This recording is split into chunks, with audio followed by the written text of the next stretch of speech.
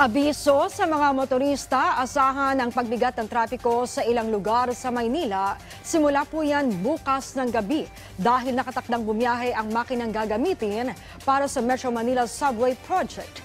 Yan ang ulat ni Vel Custodio.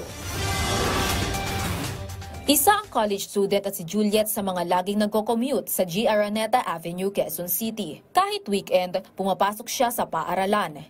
Kaya naman, isa siya sa maaapektuhan ng nakaambang traffic bukas para sa pagbiyahe ng tunnel boring machine na gagamitin sa Metro Manila Subway Project. Student din po na pumabiyahe po from dito, tapos nabot po ng 1 hour. Malaking epekto po yun sa amin, lalo na po pag yung klase po namin is maagang nag-start. So kailangan po namin mag-ready from 3 a.m.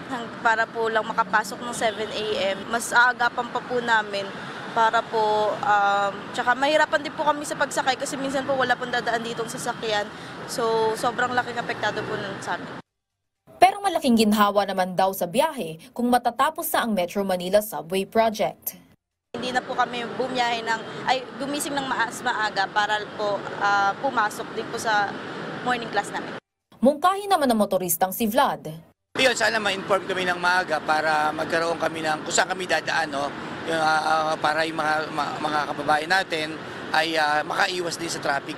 Manggagaling ang tunnel boring machine sa Manila Harbor Center at dadalhin sa Camp Aguinaldo Station para sa naturang proyekto. Una itong dadaan sa port ng alas 10 ng gabi bukas. Tutungo itong C3 Road, 5th Avenue, G. Araneta, E. Rodriguez Sr. Avenue, Gilmore at huli nitong dadaanan ng Colonel Boni Serrano Avenue. Inaasahang dadating ito sa Boni Serrano ng alas 3 hanggang alas 4 ng umaga. Magpapatuloy ang paglilipat ng tunnel boring machine hanggang Linggo sa parehong oras.